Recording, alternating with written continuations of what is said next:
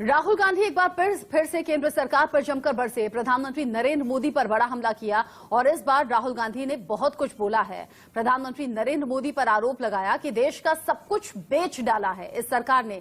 राहुल गांधी ने क्या कहा? प्रधानमंत्री ने सब कुछ बेच दिया। 1.5 लाख करोड़ रुपए रेलवेज, 400 स्टेशन, 150 ट्रेनें, रेलवे ट्रैक और वुडशेड। कांग्रेस के आरोप गंभीर हैं। राहुल गांधी कह रहे हैं कि मोदी सरकार देश को लगातार बेच रही है। इससे नुकसान आम लोगों का होगा और फायदा होगा 3 से 4 उद्योगपतियों को।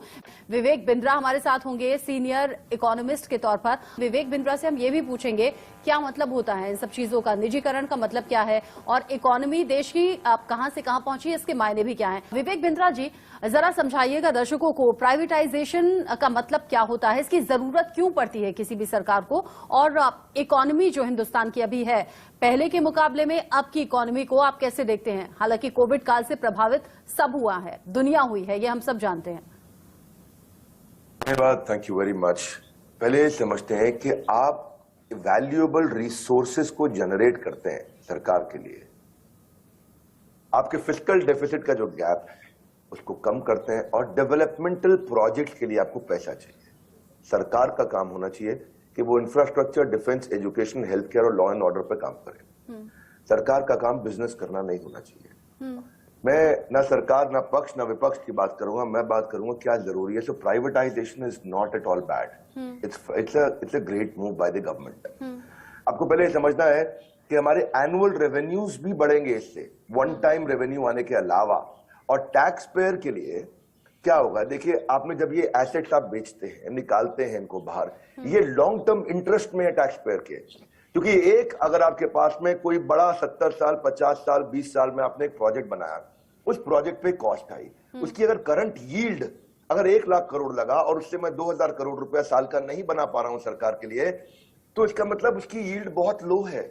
अगर मैं उसकी यील्ड बढ़ाना चाहता हूं और लाने के लिए मैं उस 1 लाख करोड़ रुपए अगर मैं बेटर यील्ड जनरेट कर सकता हूं, तो ये तो टैक्स पेयर के लिए अच्छी चीज है। पर मैं समझ सकता हूं कि विपक्ष की मजबूरी है कि उनको वो बात करनी है जिससे आम जनता को लगे कि बहुत नुकसान हो गया है, या पक्ष भी ऐसी ही बात करने का प्रयास करता है। हालांकि कल के मैंने देखा वो जो प्रेस कॉन्फ्रेंस हुआ उसमें चिदम्बरम जी की बात अच्छी थी। ही सेड वेरी नाइसली कि भाई स्टेक होल्डर्स को इन्वॉल्व करो, and I like that point. But overall I think हमारे पास जो स्टक फंड है इस समय, उनको हेल्थ केयर में, एजुकेशन में, इंफ्रास्ट्रक्चर में लगाना है। That's number 1। नंबर 2, डिफेंस का लैंड, रेलवे की जमीन, बाकी पीएसयू, उनको लिक्विडेट इसलिए करना जरूरी है क्योंकि वो अनप्रोडक्टिव एसेट है। आप अनप्रोडक्टिव एसेट को रखें और चिपका के रखें, उससे कभी फायदा देश को नहीं होगा। दूसरा, हमने पहले भी देखा है कि पे राइज बढ़ता है डिसइन्वेस्टमेंट से, प्राइवेटाइजेशन से तनख्वाहें बढ़ती हैं, नई अपॉर्चुनिटीज आती हैं, करियर ग्रोथ होता है और नया इंप्लॉयमेंट जनरेशन होता है।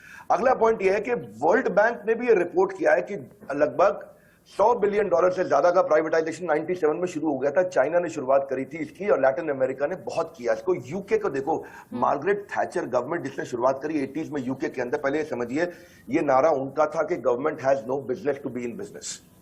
आप ऐसा समझिए कि British telecom, British airways, British power, British petroleum, British gas, British rail, regional water board, ये सब कुछ उन्होंने बेचा। क्यों बेचा? इससे जब पैसा आता है तो इससे डेवलपमेंट प्रोजेक्ट के अंदर क्या मेरा काम है कि मैं एयर इंडिया को लेकर के जेट के साथ, इंडिगो के साथ, इस टाटा ग्रुप के साथ सबसे कंपीट करूं और थोड़ा बहुत मुनाफा कमा भी लूं कभी चल के अगले 50 साल में, जो कि कंप्लीटली लॉस में है।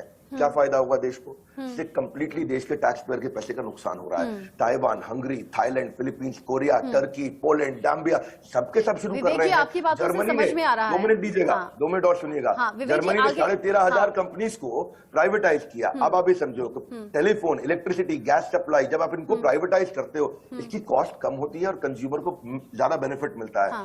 अगर आपको वी शेप इकोनॉमी चाहिए कोविड के बाद में, आप चाहते हैं कि इकोनॉमी आगे बढ़े, तो पूंजीपति के बढ़ने से देश नहीं बिकता है। पहले समझ लें। लोग कहते हैं कई बार कि पूंजीपति पैसा खा जाएगा। कैसे? ब्रेकफास्ट में खाएगा, लंच में खाएगा, ब्रेड के बीच में लगा के खाएगा।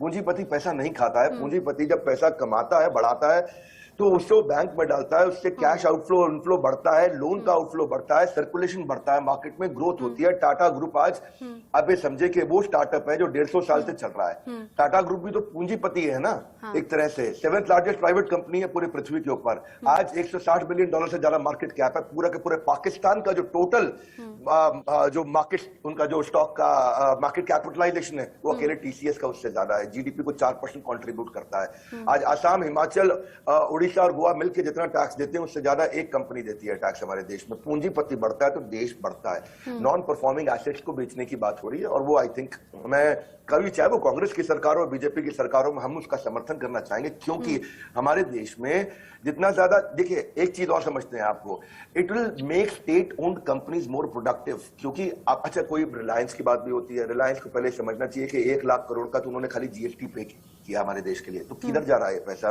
ये डेवलपमेंटल प्रोजेक्ट्स के अंदर जाता है। ये समझिए कि कस्टम एक्साइज ड्यूटी भी उन्होंने बहुत बड़ा अमाउंट 25,000 करोड़ दिया है। आप रिलायंस कैपिटल, अब रिलायंस ऑर्गेनाइजेशन को देखें, ग्रुप को, तो आज 2.5 लाख लोगों को उन्होंने नौकरी दिया है। फार्मिंग के बाद ये प्राइवेट सेक्टर के अंदर लार्जेस्ट एम्प्लॉयर है हमारे देश के अंदर। तो जब ये जाते हैं तो चीजों को एफिशिएंट बनाते हैं, क्योंकि रेड टेप से चीजें इनएफिशिएंट हो जाती हैं। पहले ये समझना चाहिए इस सारे प्रकरण में हमारी आम जनता की भी बहुत गलती है। इनको कुछ ज्ञान की कमी, नॉलेज की कमी है। देश बेच दें, देश बेच दें, देश बेच दें, देश बेच दें। कौन ले गया पैसा कोई देश को बेच के? किसके घर में चला गया पैसा? See, this is basically a wrong narrative. Rahul Gandhi ji ने कल जो क्वेश्चन किए, जो विपक्ष ने कल जो क्वेश्चन किए, उन क्वेश्चंस में सिलेक्टिवली कुछ क्वेश्चन बहुत अच्छे भी हैं।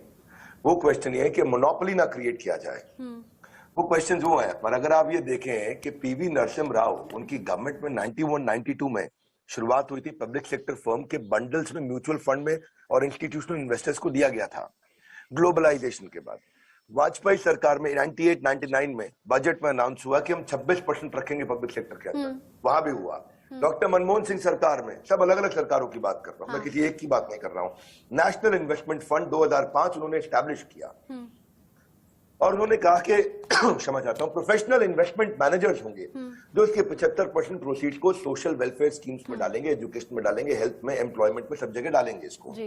वो अलग बात है 2008-9 में क्राइसिस आ गया, बाद में बाढ़, वो ड्रॉट आ गया, बिल्कुल एकदम सूखा पड़ गया, 3 साल उसमें डिले हुआ। 2013 में वही काम आज अगर वो मनमोहन सरकार करती तो मैं उनकी तारीफ करता, वही नरसिम्हा राव सरकार करेंगे तो मैं उनकी तारीफ करूंगा। आपने जितनी बातें अब तक बोली हैं सब पॉजिटिव संकेत की तरह नजर आ रही हैं। आप सभी का हमारे साथ जुड़ने के लिए शुक्रिया।